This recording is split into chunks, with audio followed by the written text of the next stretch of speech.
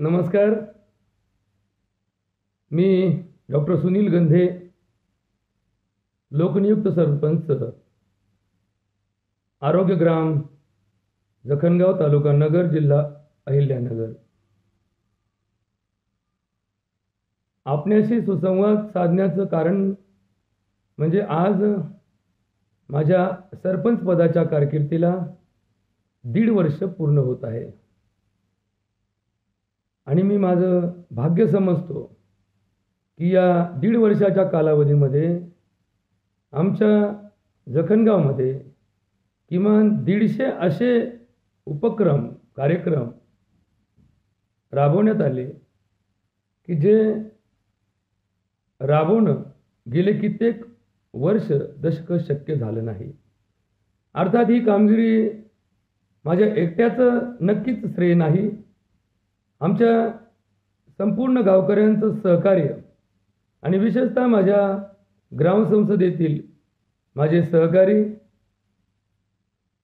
मान्य सौ प्रगतीताई बाळासाहेब कर्डिले, मान्य श्री किसनराव भाऊसाहेब कर्डिले, श्रीमती शाबिया अल्ताफ शेख, सौभाग्यवती स्नेहाताई मनोहर काळे, मान्य श्री नवनाथ बंडू वाळके, सौभाग्यवती अनिताताई रोहन हाडोळे, सौभाग्यवती स्वातीताई राजेंद्र भिसे, श्रीमती सुनीता साहेबराव चाबुकस्वार,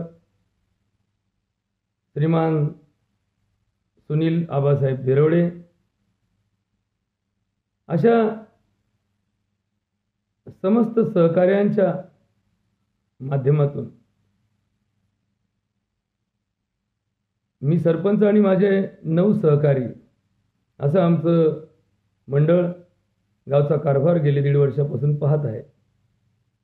आणि आम्ही भाग्यवान आहोत की या काळामध्ये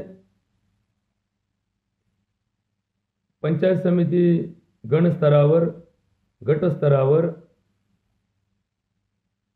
तालुका पातळीवरील आमदार, जिल्हा पातळीवर खासदार साहेबांच्या माध्यमातून, माननीय पालकमंत्री साहेबांच्या सहकार्यातून आणि राज्याचे माननीय मुख्यमंत्री शिंदेसाहेब, त्याचप्रमाणे देशाचे पंतप्रधान मोदी साहेबांच्या माध्यमातून अनेक योजनांचा आमच्या गावामध्ये मला यशस्वीपणे वापर करता आला.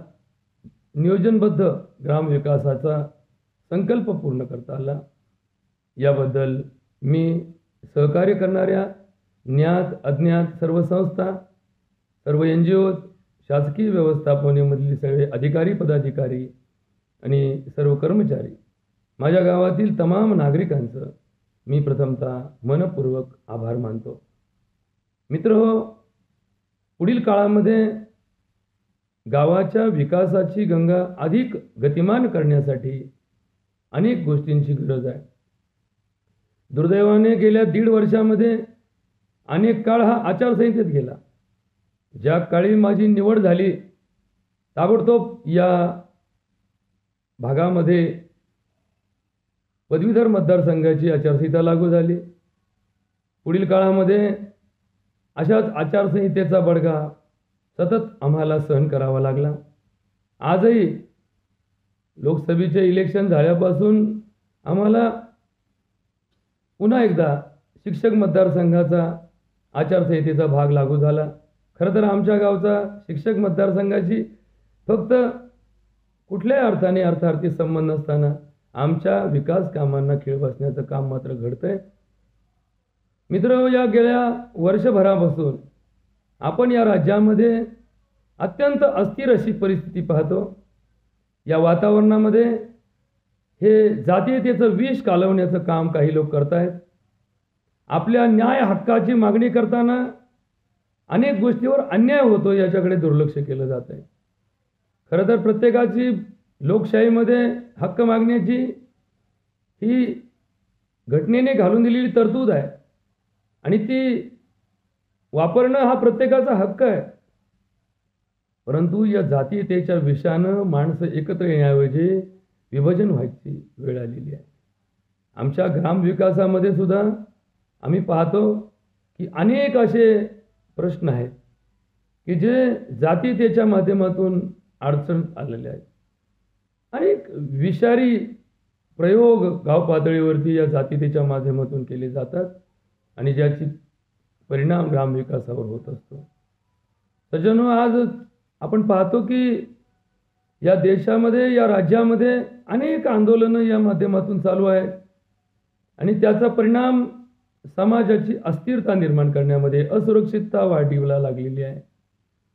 खरं तर या आरक्षण प्रक्रियेचा एक भाग थोडासा माझ्या निदर्शनात जो आला तो सांगण्याचा मी आजच्या या माध्यमातून प्रयत्न करतो की कुणा जातीला, प्रवर्गाला, कुणा धर्माला आरक्षण देताना गेले 70 वर्ष ज्या जाती धर्माला आरक्षण लागू झालेलं आहे किंवा ज्यांनी या आरक्षणाच्या माध्यमातून या आपल्या शैक्षणिक व्यवस्था असतील, नोकर भरती प्रक्रिया असेल किंवा अनुदान प्रक्रिया असेल, याचा लाभ घेतला असेल, माझी सरकारला आणि समाजाला एक विनंती आहे की जर एखाद्या परिवारामध्ये एखाद्या व्यक्तीने लाभ घेतला आणि त्याचा आर्थिक स्तर उंचावला असेल, त्याची सामाजिक स्थिती उंचावली असेल, उदाहरणार्थ एखादा कलेक्टर झाला असेल की त्याच्या त्या आरक्षणाच्या माध्यमातून त्याला ते पद मिळालं असेल, मग त्याचा पगार उंचावला, त्याचा मान उंचावला,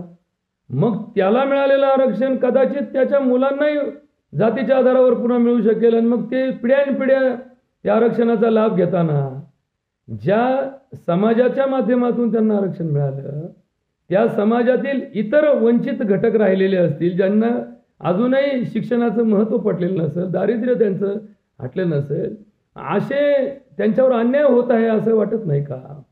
आणि म्हणून अनेक सर्वे करण्याच्या माध्यमातून समाजामध्ये जी चर्चा चालू आहे त्यामध्ये हा सर्वे केला जावा की ज्यांना आरक्षणाच्या माध्यमातून नोकऱ्या मिळाल्या, शिक्षणाची सवलत मिळाली, त्यांच्या त्या सवलतीच्या किंवा नोकरीच्या माध्यमातून त्यांचा जर आर्थिक स्तर उंचावला असेल, त्यांच्या जर कौटुंबिक स्तर उंचावला असेल, तर पुढच्या पिढ्यांपासून तो मुद्दा त्या बाबतीत त्यांना सवलती मिळू नये. असं जरी घडलं तरी समाजातले अनेक लोक प्रवाहामध्ये येतील, अनेक गरजवंतांच्या गरजा भागतील आणि ही जी सामाजिक विषमता आहे, सामाजिक जी असुरक्षितता आहे ती दूर होईल. मित्रहो, तुम्हाला सांगायला खूप आनंद होतो की जखणगाव हे नगरच्या पश्चिमेला वसलेलं अवर्षण प्रवण भागातील एक गाव. आरोग्यग्राम या दृष्टिकोनातून माणसं, जनावरं, पाणी, पर्यावरण आणि जमीन या सर्वांचं आरोग्य अबाधित राहण्यासाठी आम्ही गेले कित्येक दिवस प्रयत्न करत आहोत आणि त्याच्यामध्ये आम्हाला बऱ्याचशा प्रमाणात यशही प्राप्त झालेलं आहे. सगळ्यात महत्त्वाचा मुद्दा आमच्या गावामध्ये एक जो इतिहासामध्ये नोंदला गेला तो म्हणजे देशातलं जातनिहाय जनगणना करणारं पहिलं गाव आणि एकमेव गाव म्हणून जखणगावचा इतिहासामध्ये उल्लेख आहे. 6 महिन्यापूर्वी आमच्या गावातील ग्रामसंसदेने आमच्या सर्व सहकाऱ्यांच्या माध्यमातून एकमुखाने निर्णय घेतला की आपल्या गावातील संपूर्ण नागरिकांची जातनिहाय जनगणना करायची आणि त्याचा सर्वे पूर्ण झालेला आहे. त्याच्याप्रमाणे आमचा डाटा तयार आहे. परंतु समाजामध्ये वेगवेगळ्या स्तरावर चालू असलेल्या आंदोलनाच्या माध्यमातून वातावरणाचं जे गढूळीकरण झालेलं आहे त्यामुळं आम्ही हा पुढच्या माध्यमांना न देता आमच्याकडे त्याचा डाटा ठेवलेला आहे. पुढील काळामध्ये जर देशामध्ये याची संपूर्ण देश पातळीवर जातनिहाय जनगणना जर झाली तर कदाचित आरक्षण मुद्द्यावरती विशेष काम होऊ शकेल आणि प्रत्येकाला न्याय देता येईल. एकाला न्याय देताना कुणावर अन्याय होणार नाही या बाबतीमध्ये आम्हाला आवश्यक ती काळजी घेण्याची गरज आहे. आणि म्हणून 1.5 वर्षाच्या काळामध्ये काही लोकांच्या भावना माझ्याकडून दुखावल्या गेल्या असतील, काही लोकांची कामं माझ्याकडून झाली नसतील, काही ठिकाणी सामाजिक काम करताना व्यक्तिगत पातळीवर कुणावरती एखाद्या ठिकाणी नुकसानही सहन करावं लागत असेल तर त्या सर्वांची मी जाहीर माफी मागतो आणि पुढील काळामध्ये गावाच्या विकासासाठी जात पात धर्म पंथ पक्ष पार्ट्या याचं राजकारण न करता गावातला प्रत्येक व्यक्ती माझा आहे आणि मी गावातल्या प्रत्येक व्यक्तीसाठी आहे या माध्यमातून मी काम करत राहील. पुढील काळामध्ये जखणगावचं नाव जगामध्ये अजरामर करण्यासाठी समस्त गावकऱ्यांनी मला इथून पुढच्या काळातही मनापासून साथ देण्याचा नक्कीच दृढ निश्चय केलेला आहे. त्याबद्दल मी सर्व गावकऱ्यांचे पुन्हा एकदा त्रिवार आभार मानतो आणि सर्वांना या निमित्तानं दीर्घायुष्य, दीर्घ आरोग्य आणि योग्य अशा प्रकारचं सुखमय आणि भीतीमुक्त जीवन जगण्यासाठी आमच्या गावातील नागरिकांना मी कटिबद्ध आहे, गावाशी कटिबद्ध आहे अशा प्रकारचा शब्द देतो. देशाचे पंतप्रधान माननीय मोदी साहेब, राज्याचे मुख्यमंत्री माननीय श्री शिंदे साहेब आणि त्यांचे सर्व सहकारी यांना विनंती करतो की सध्या देशात आणि राज्यात चालू असलेलं हे जातीय गढुळीकरणाचं जे वेगवेगळ्या माध्यमातून काम चालू आहे, यावरती मी फार मोठा नाही आहे, एका गावचा सरपंच या नात्याने आपल्याला विनंती करतो की लवकरात लवकर हा प्रश्न सुटावा. त्यासाठी आमच्यासारख्या पामरांची काही गरज लागल्यास नक्कीच आम्ही सदैव तुमच्याबरोबर आहोत. परंतु हे मिटल्याशिवाय कुठलाही विकास शक्य होणार नाही. याच्याबद्दल मी आपल्या सर्वांना नम्र विनंती आणि आवाहन करतो की सगळ्यांनी 2 पावलं मागं सरकून आत्मपरीक्षण करून सलोख्यातून यावरती उत्तम तो तोडगा काढावा एवढीच विनंती करतो आणि थांबतो. जय हिंद, जय महाराष्ट्र, जय जखण.